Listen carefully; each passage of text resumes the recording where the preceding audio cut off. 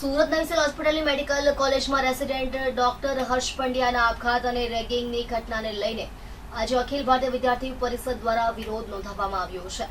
અખિલ ભારતીય વિદ્યાર્થી પરિષદના કાર્યકરોએ આક્ષેપ કર્યો કે મેડિકલ કોલેજ દ્વારા જવાબદાર રેસિડેન્ટ ડોક્ટર અને પ્રોફેસરો વિરુદ્ધ માત્ર બતાવવા પૂરતી કાર્યવાહી કરવામાં આવી છે। સસ્પેન્શન અને નોટિસથી સંતોષ નહીં થતા વિદ્યાર્થી સંગઠને કડક પગલાંની માંગ કરી છે।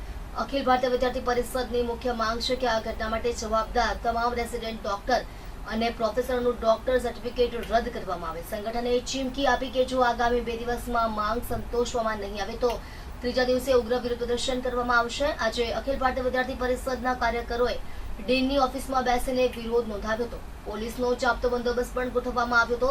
હાલ મેડિકલ કોલેજ તંત્ર દ્વારા આ મામલે કોઈ સત્તાવાર પ્રતિક્રિયા આપવામાં આવી નથી। नमस्ते, रवि मांगरोळिया, स्टेट मीडिया को की जवाबदारी अखिल भारतीय विद्यार्थी परिषद।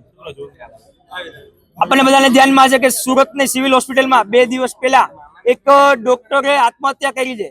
ए आत्महत्या करवा पाछळनुं कारण के आईना सीनियर डॉक्टरो अने एमना विभागना जे प्रोफेसरो एचओडी द्वारा एटलो मानसिक त्रास आपवामां आवतो, एटले विद्यार्थी पर रात दिवस टोर्चर गुजारवामां आवतुं, એટલે વિદ્યાર્થીને નોકરીની જેમ કામ કરવામાં આવતું, જેના કારણે એ વિદ્યાર્થી સતત કેટલો પીડાતો હશે કે વિદ્યાર્થી પોતે આત્મહત્યા કરવા મજબૂર બને છે અને વિદ્યાર્થી રવિવારે આત્મહત્યા કરે છે। તો આ ઘટના આખી એ ઘટના એક શિક્ષણ જગત માટે અને ડોક્ટર વિભાગ માટે એક નિંદનીય ઘટના છે અને આ શિક્ષણ જગતને એક લાંચ જે ખરાબ બાબત કહેવાય એ ઘટના કહી શકાય। અને આને કારણે એબીવીપી એક સતત માંગ કરે છે કે આ ઘટનામાં જે એમના 4 સિનિયર ડોક્ટરો, 4 એમના પ્રોફેસરો અને 1 એચઓડી જે ઘટનામાં સંડોવાયેલા છે એ સંડોવાયેલા લોકો ઉપર દંડનીય કાર્યવાહી થાય, કાયદાકીય કાર્યવાહી થાય અને એનું શિક્ષણ પણ હંમેશા માટે રદ કરવામાં આવે।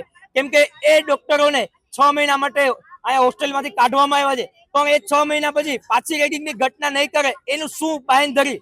તો આવી ઘટના ભવિષ્યમાં ના બને, કેમ કે 2018 થી લઈને અત્યાર સુધીમાં ન્યૂ સિવિલ હોસ્પિટલમાં 4 રેગિંગની ઘટના બની છે, 4 ડોક્ટરે સુસાઇડ કરી છે। તો આવી ઘટના આગામી સમયમાં ના બને એના કારણે એબીવીપી આંદોલન કરે છે। આ ઘટનામાં સંડોવાયેલા ઉપર તમામ લોકો ઉપર કાયદાકીય, દંડનીય અને ડોક્ટરી પણ હંમેશા માટે રદ કરવામાં આવે। જો આગામી 48 કલાકમાં આ કાયદાકીય કાર્યવાહી, દંડનીય કાર્યવાહી કરવામાં નહીં આવે તો એબીવીપી દ્વારા ન્યૂ સિવિલ હોસ્પિટલ ખાતે ઉગ્રથી ઉગ્ર આંદોલન કરશે અને જો જરૂર પડશે તો સુરતના તમામ ડોક્ટરોને પણ ભેગા કરીને આંદોલન કરશું અને આવી ઘટના બીજી વાર સુરતમાં નહીં બનવા દે। આથી એબીવીપી માંગ કરે છે આવી બધી ઘટનાઓનો